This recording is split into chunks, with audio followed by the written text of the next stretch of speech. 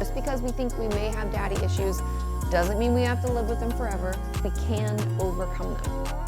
And my first step in doing that is to get to know yourself and your thoughts about men. We can't change what we don't understand. So start paying attention to people you like and don't like. Be curious about that and why that is. Start recognizing how you talk to yourself, especially when it comes to relationships with men. Maybe start journaling about what role you think men play in your life. What does it mean to be a man? Or are there certain things that you like and don't like that a lot of men do? Just start focusing a bit more on your past and present relationships with men and the thoughts or beliefs you have about that. It'll be really helpful and you might learn a lot. Which moves nicely into my second tip, which is to see if any patterns emerge from tip number 1. Sure, we can have that one relationship that didn't go well, or they ended up being an alcoholic and we broke up with them, or we stopped being friends with them. But what type of relationships do we continue to have with men? Do we have repeat friendships where we put in all the effort? Maybe it's a boyfriend who constantly puts us down, and it seems like 5 out of the 7 of our past relationships have been that way. Or possibly we keep being around men who aren't emotionally available to us, and we put all this energy into them without getting anything back. Dig into this and see what you find. In my personal therapy work, looking for relationship patterns, both good and bad, has been the most life-changing work I've done. It's helped me honestly get out of toxic friendships more quickly because I identify it like right away.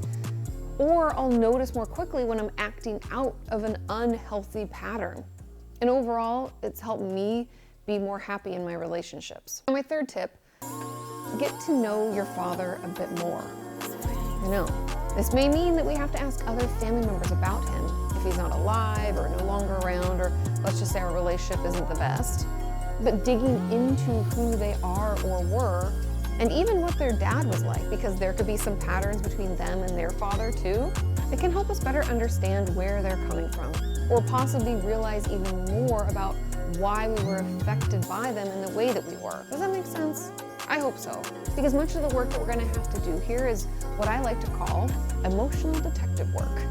Because being curious and learning about our family history can often reveal more about us than we ever thought possible. The fourth tip is to re-father ourselves. I know, you all hate terms like that, but if through our research we find that our father wasn't consistent with us or emotionally supportive in the way that we needed, well, is there then a way that we can offer that to ourselves now?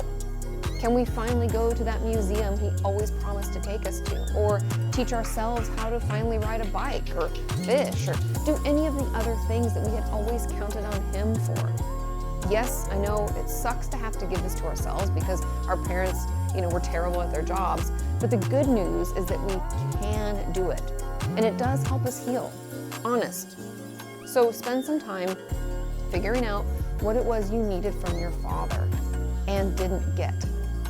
And then see if there's a way that you can give that to yourself. And finally, see a therapist. Therapists are great because they can help us see things that we aren't able to see ourselves. It's our job as therapists to find patterns and point them out so that you can see them too. My therapist has helped me see so many patterns in my life, good and bad, and I will forever be thankful to her for that because I'm not sure if I would have ever noticed them on my own. So look into seeing a therapist either online or in person, and possibly try to find an attachment-based therapist. That would be great, or someone who does a lot of dialectical behavior therapy or DBT work. And even, honestly, as I think about it, even a trauma specialist could be able to help as well. Those are all some, good ways to find someone who will have the right training and tools to help you overcome these issues. And also know that you have every right to ask if your therapist works on attachment issues and what training they have around that.